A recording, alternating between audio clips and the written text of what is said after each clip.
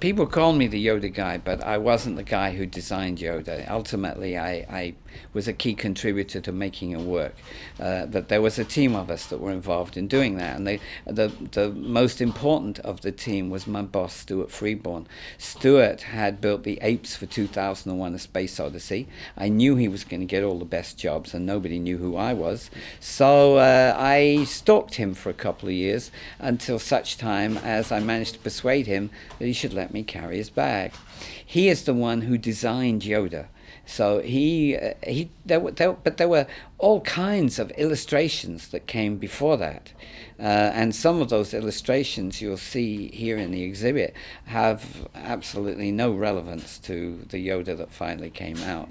So there was a lady from the Muppets, Wendy, who was also a key contributor.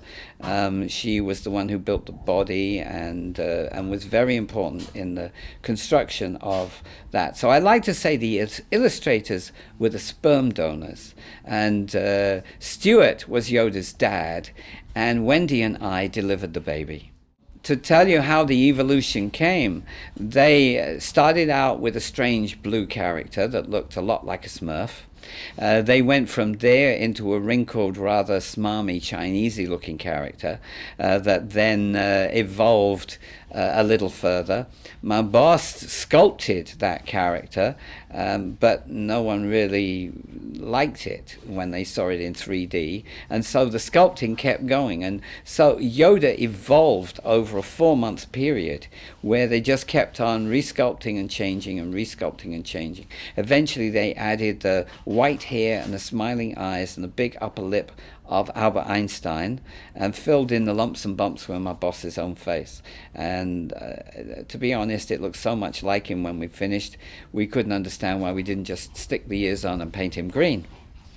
When I got involved, I was first involved in making the molds and the skins and overseeing the skulls. And I thought that was all we were going to do, because I thought we were only making one Yoda.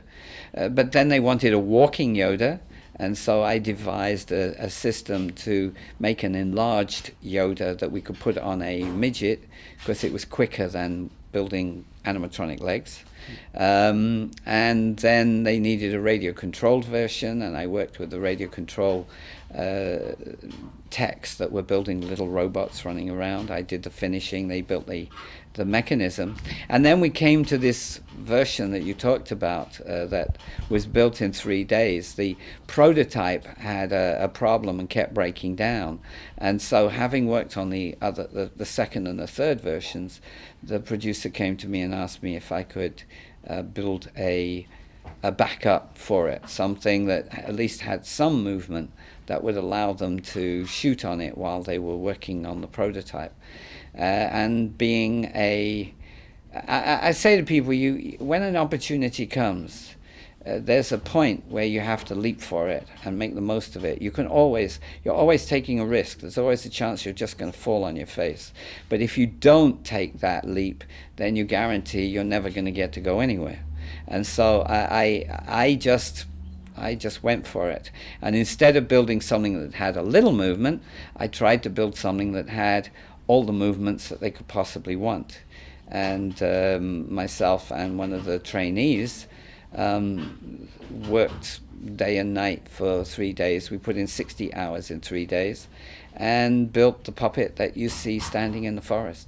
And this one is built in exactly the same way. It has all the same movements. You're seeing it standing there like a doll, but when a puppeteer's arm goes inside, you get the neck movement, the mouth movement, and the eyebrow movement. With the cable controls that are behind me, we've got ear movement and eye movement and eyelid movement.